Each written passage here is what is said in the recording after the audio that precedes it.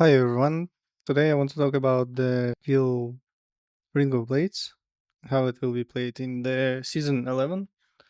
First of all, I want to say that it's not gonna be the starter build guide. It's just the overall guide about the skill and how we can play it, scale it, because a lot of things changed in the patch notes, and in the next season it will not be played as previous one. For example, right now I can't even test anything because the skill changed a lot and some mechanics as well. So, without further ado, let's check the document that I made. And first of all, I will update document as soon as I get an info or have time. For example, I don't know how to start on this build yet. So, if it's season time, you can check this for more info game in game. Codes here I will be put my codes from the everyday and you can just follow them or just find uh, another one. I don't know. And here be my farm strategy codes. Main skill Ring of Blades. Here is the link to the TLDB. You can see all the changes here, but I wrote them. This season, Ring of Blades received over 100% increased damage. Base skill damage increased from 54 to 93. It's approximately 72%. Each channel stacks now grants 21.5 additional damage. With blade formation magnificent support skill, you can make up to 12 spinning blades, as well as when casting the supported skill creates all projectiles at once. What I mean here, you can blade formations, and here it says now +1 max projectiles for the supported skill for every +1 projectile quantity up to 7. So we have based 5 plus 7, it's gonna be 12 projectiles. And when casting the supported skill, creates all projectiles at once. So it will be cool. Okay, tags. Channeled skills with affixes related to channel, for example, modifier on slates, 9% damage for channel skills. By the way, we can auto channel in settings. So I will show you. Press escape, battle, auto channel, yes. And then you just click one time and you run around just moving your cursor. Spell, Ring of Blaze is a spell, so it benefits from the spell damage, spell levels, spell scaling, physical, easy conversion to other types of damage. We will use it for erosion. Skills with physical tags and plus level to physical skills. Area, it's an area skill, so area damage and skill area increase both damage and coverage. Persistent, do not scale with damage over time, but can be increased by +1 level of persistent skills. Projectile scales with projectile modifiers, projectile speed, projectile damage, projectile quantity with the support. Important to mention, cast speed only affects how fast channel stacks are gained. It does not increase DPS directly. Therefore, cast speed is not a priority stat for this build. I guess we can just forget about the cast speed here. How Ring of Blades actually deals damage. Even though Ring of Blades has a channeling tag, it deals damage, not damage over time. It also does not benefit from RIP or damage over time related modifiers. Blade quantity, as I said before, the base count is 5. It means 5 rotating blades. When using the Magnificent Support skill, every +1 projectile become +1 blade. Maximum is +7 additional blades, so total we can have maximum 12 blades. Projectile speed equals DPS. Projectile speed is to Ring of Blades what cast speed is to normal spells. Projectile speed controls how fast is the blades rotates. Faster rotation means more hits per second. Channel stacks. Channel stack gives pure DPS scaling beside the skill direct additional damage in skill.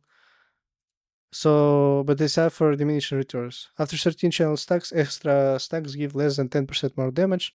And as I said before, we can have maximum 12 spinning blades.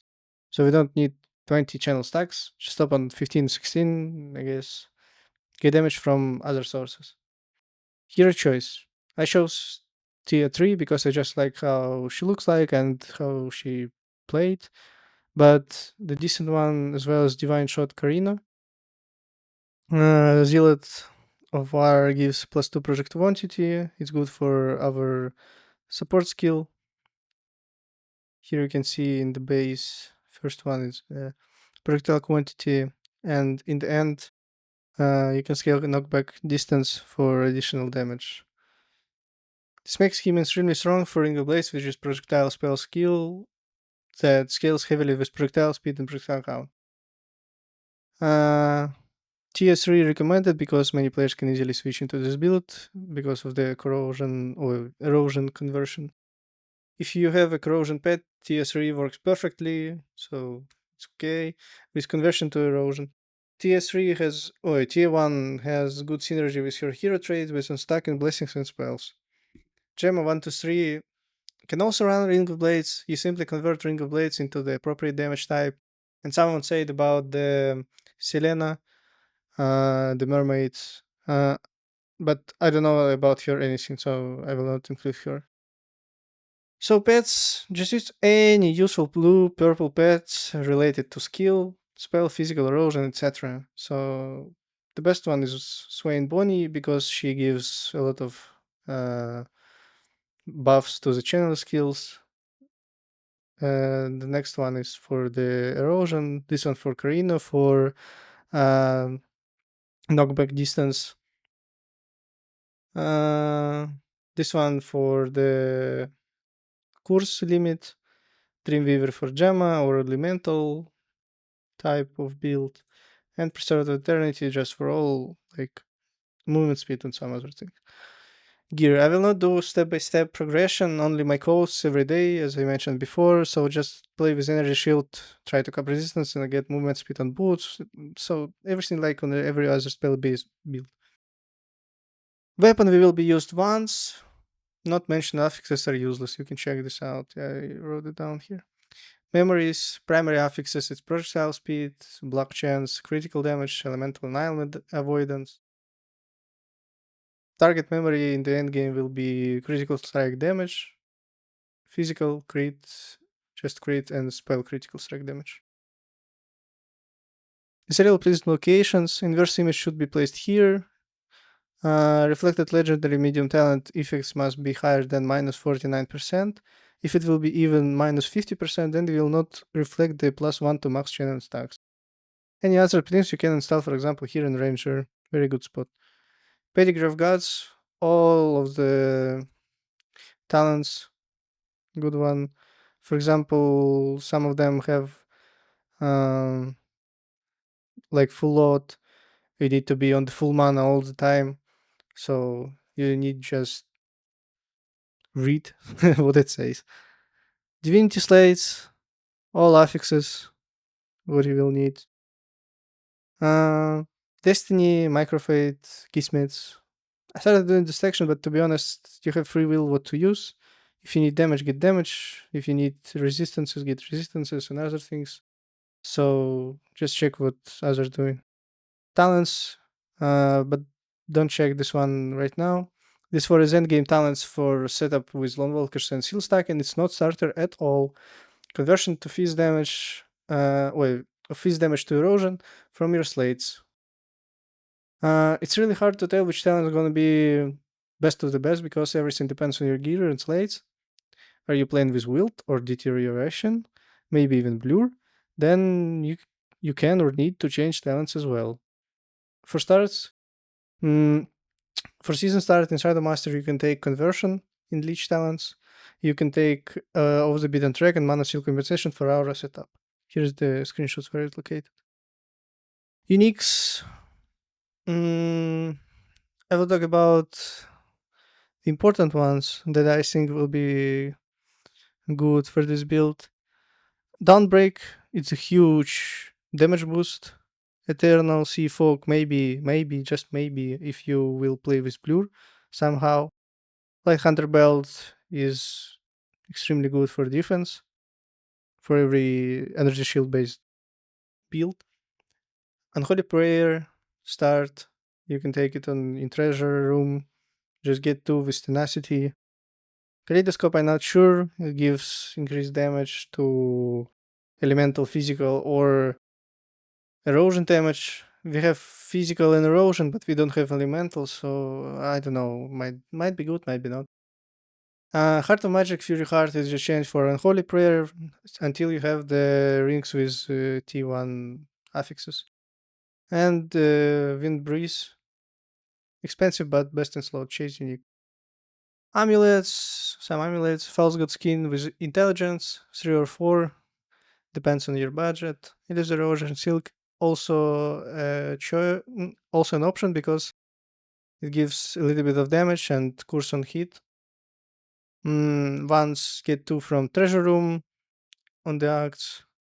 And Oversight might be good as well, with +4 at some point before T1 crafted once. Boots, some boots. About air traders, you can use Shadow Swamp and place it under your feet every time you're moving, so you will get about 80% increase movement speed. And one worker for endgame. Gloves, End of Malice is really good after acts. I guess it's gonna be main gloves for this build. Sage Insight might be okay just because of the plus level, but I'm not sure about other stats, so maybe not. Mostly not. Wings of Light, it's endgame thing. You need a Kismet as well. They will be expensive as fuck. Body armor, the first two, what you get first, then you just take it. It doesn't matter really. Omniscient prototype with gives you 100, I guess, or maybe more energy, so you can easily set up your skills. Ghost of Phantom gives you blessings. Just if you have Phantom with +2 and 0, not -1 blessings, then you can equip it. Runestar and Blight if you playing with Deterioration, and Agony Embrace, I guess it's gonna be good for this build. Helmets, Blind Vision, Opening Heart, Gate Vision. Not much I can talk about this right now because I don't know about the prices that gonna be on the day 1, day 2. It's just decent thing for different setups. I want to talk about interesting Israel prisms that I found on the wiki. So Spell Ripple is decent one. Spell skills have 50% chance to spawn pools, dealing true damage equal to the 100 of hit damage. We have a lot of hit damage, and with high projectile speed stacking, we can get really fast hit rate. And here's interval is only 0.03 seconds, so this one might be really good. Israel Prism Juggernaut, I'm not sure. It's okay for bosses maybe, or the fat rares. Israel Prism Mesh Valor is gonna be expensive, really expensive as fuck, because it's the season with a lot of attack-based builds. So it's just here, but I don't like it. Towering Presence is my goal for this build, and let's talk about it a little bit. So it says adds 100% of main hand weapon damage to spells and main hand weapon critical strike rating on the of the to base critical strike rating of spell skills, sorry. But you cannot deal element damage. So basically you will change 1/1 to Kane, which increases to base Kane damage. And here on the screenshot you can see what you need to get the Kane. So gear, it's gear, not just physical damage. It's gear, physical damage. So again, it's not starter build. It's just the document that you can check and see almost everything you need to know about this skill and how to scale it. I will update it maybe, but I think I just will put my build codes here and you can check them. I will stream a lot of time on the season start, so you can just come to my stream and ask the questions. Here I wrote that you can follow me and ask questions on stream. I speak Russian most of the time, but don't be afraid. Ask me anything you want in English. So, and I will try to help you as soon as I see your message. And I forgot to mention that we need the base on the memories.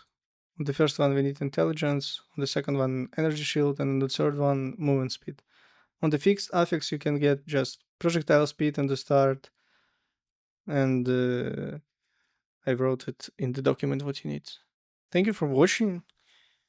I guess it's all what I can say right now. We will see on the league start how it be. So thank you for watching, and come to my stream on the season start.